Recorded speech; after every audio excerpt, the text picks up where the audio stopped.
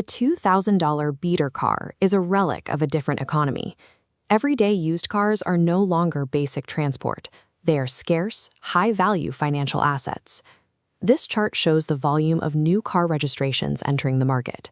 Between 2020 and 2024, production fell off a cliff, a 31.4% drop that effectively erased over 3 million vehicles from the global supply. This supply vacuum began with pandemic-era lockdowns and a massive semiconductor shortage, paralyzing high-tech production lines. In 2022, a major earthquake in Japan shut down critical automotive factories, compounding the manufacturing crisis just as the industry tried to recover. Severe regional flooding followed, destroying vital component supply chains and submerged repair facilities across Southeast Asia.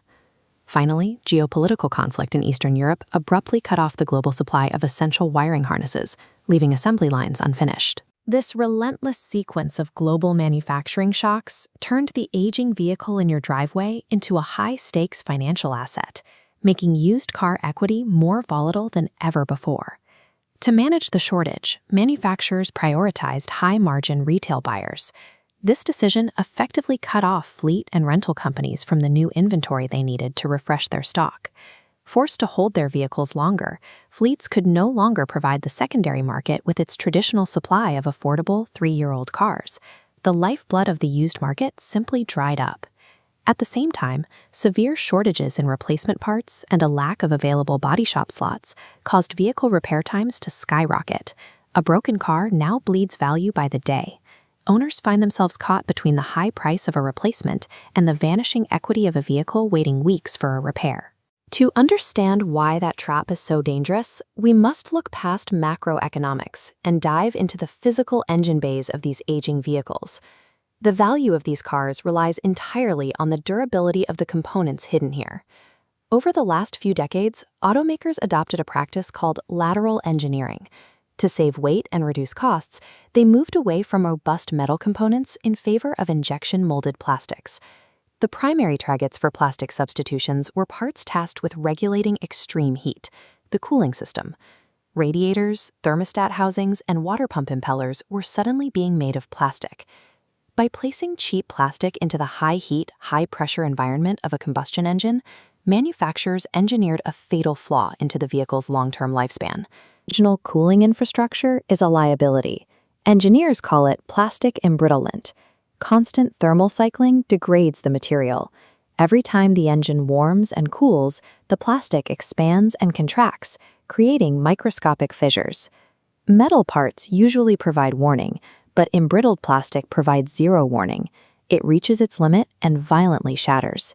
Mechanics expect these catastrophic failures to occur almost like clockwork, typically hitting between 60,000 and 100,000 miles. A shattered plastic flange will instantly purge the engine's coolant. The resulting overheating can destroy the motor in seconds, immediately wiping out the vehicle's inflated resale value. In a market defined by part shortages and high repair costs, reacting to failures as they happen is a losing financial strategy. To protect your investment, you have to treat internal cooling components as routine wear items. This requires strictly flushing the coolant every 30,000 to 60,000 miles to prevent chemical degradation. Owners must proactively replace water pumps and upgrade vulnerable plastic expansion tanks to aluminum before the vehicle reaches the 70,000-mile danger zone. Aggressive maintenance is the only way to outsmart the engineered fragility under the hood. It is the only way to keep a vehicle retail ready and protect its trapped financial value. Electric vehicles represent the next shift. They operate without the intense mechanical heat and friction that bakes plastic combustion components to death. While they avoid thermal embrittlement, EV batteries face a different limit. They suffer from time-based chemical degradation that eventually reduces their driving range. A degraded EV battery enters a booming second life market, where its remaining capacity is captured for stationary storage. These repurposed batteries are deployed to stabilize power grids, store renewable energy from solar farms, and provide commercial power backups. Whether you are swapping a plastic flange or plugging a retired battery into the grid, surviving the modern market requires actively managing a machine's life cycle rather than treating it as disposable.